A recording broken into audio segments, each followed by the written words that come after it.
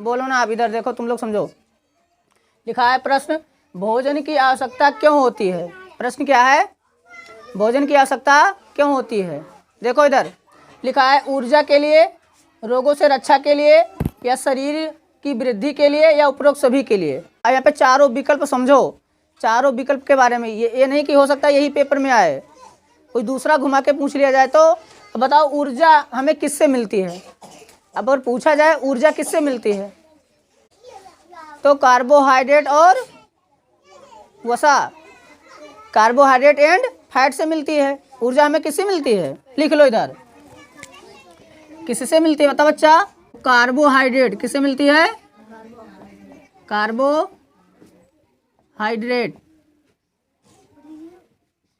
Carbohydrate से मिलती है। और किससे मिलती है, वसा से मिलती है, याद रखना।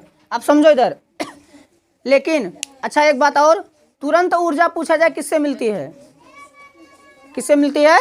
अगर पूछा जाए ऊर्जा तुरंत किससे मिलती है, देखो इधर लिख लो, इधर। अगर तुरंत की बात की जाए या जल्दी या तुरंत ऊर्जा किससे मिलती है, तो ग्लूकोज से मिलती है। किससे मिलती है, ग्लूकोज से मिलती है, याद रखना, पूछा जाता है पेपर में।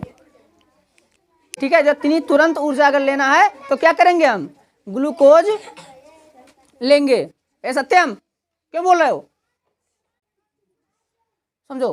तो तुरंत, अगर तुरंत ऊर्जा यानी ग्लूकोज से मिलेगा। ठीक है, दूसरी बात, कार्बोहाइड्रेट और वसा दोनों से हमें क्या मिलता है, ऊर्जा।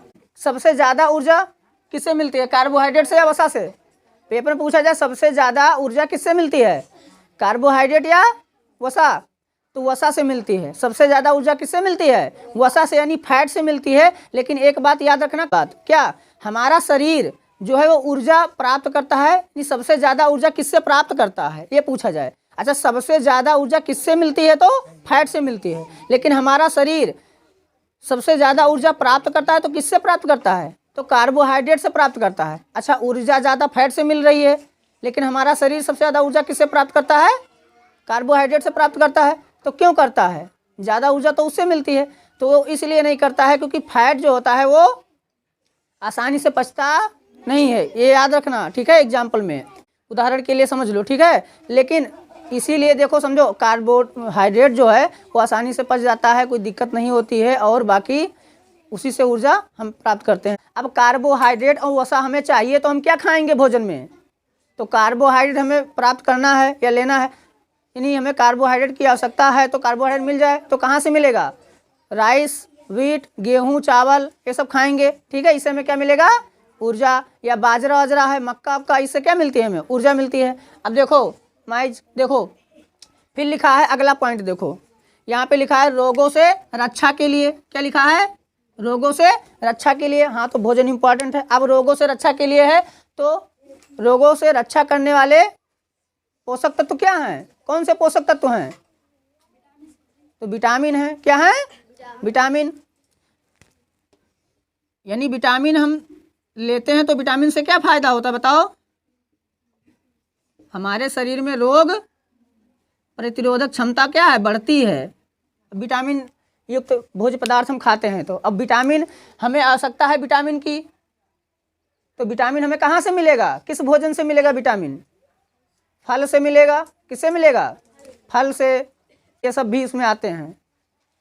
और जैसे आप vitamin A, vitamin B, vitamin C सब जानते हो ना, इससे क्या होता है, रोगों से रक्षा होती। अच्छा, ये तो जानते हो ना, विटामिन ए की कमी से कौन सा रोग होता है, रतौंधी। विटामिन बी की कमी से, विटामिन सी की कमी से, विटामिन डी की कमी से सूखा रोग या रिकेट्स, सूखा रोग या रिकेट्स। विटामिन के की कमी से रक्त का थक्का नहीं बनता है। विटामिन की कमी से क्या होता है, रक्त का थक्का नहीं बनता है। अच्छा, विटामिन बी को, अच्छा किस, अगर पूछा जाए पेपर में विटामिन, कॉम्प्लेक्स विटामिन किसे कहा जाता है, तो विटामिन बी को कॉम्प्लेक्स विटामिन किसे कहा जाता है, विटामिन बी को। यानी विटामिन बी को बी कॉम्प्लेक्स कह सकते हो ना, समझ रहे हो ना। एक देखो दवा जब आती है तो उसमें देखो लिखा रहता है, विटामिन वाली जो दवा देते हैं बी कॉम्प्लेक्स लिखा रहता है। बी कॉम्प्लेक्स मतलब होता है कि विटामिन B1, B2, B12 तक जाता है। ठीक है, इसको और आसानी से पढ़ना है तो तुम लोग को लिखवाए भी तो थे हम पूरा, ये तो प्रैक्टिस चल रहा है। ये समझो इधर। अब समझे, तो रोग कोई ना हो, ठीक है, यानी रोग प्रतिरोधक क्षमता बढ़ानी है तो हमें क्या खाना चाहिए? फल। क्या खाना चाहिए? फल खाना चाहिए। अच्छा, एक फल खाने की एक बात और है, सब लोग खाली पेट फल खाते हैं, है ना, से वो खाली पेट नहीं खाना चाहिए, ठीक है, गैस की प्रॉब्लम ये सब हो सकती है, सब समझो। तो शरीर की वृद्धि के लिए आवश्यक है भोजन। तो शरीर की वृद्धि के लिए किस पोषक तत्व से हमें हमारे शरीर की वृद्धि और विकास होती है? प्रोटीन से होती है। किससे होती है? प्रोटीन से होती है। आप समझो, इधर लिख लो प्रोटीन। प्रोटीन, अब प्रोटीन हमें किससे मिलेगा? हम क्या खाएंगे तो प्रोटीन मिलेगा? दाल, ठीक है, दाल, ये सब जितने दालें हैं इससे क्या मिलता है? हमें प्रोटीन मिलता है। सोयाबीन से क्या मिलता है? प्रोटीन मिलता है। अब सुनो, सबसे ज़्यादा प्रोटीन किससे मिलेगा? दाल या सोयाबीन? सोयाबीन से मिलता है, याद रखना, पेपर में पूछा जाता है, ठीक है। स्रोत, ये सब स्रोत हैं। क्या हैं? भोज्य पदार्थ जितने हैं सब क्या हैं? स्रोत हैं। इसका आंसर जो है पूरा सही हो जाएगा, डी फॉर D सी।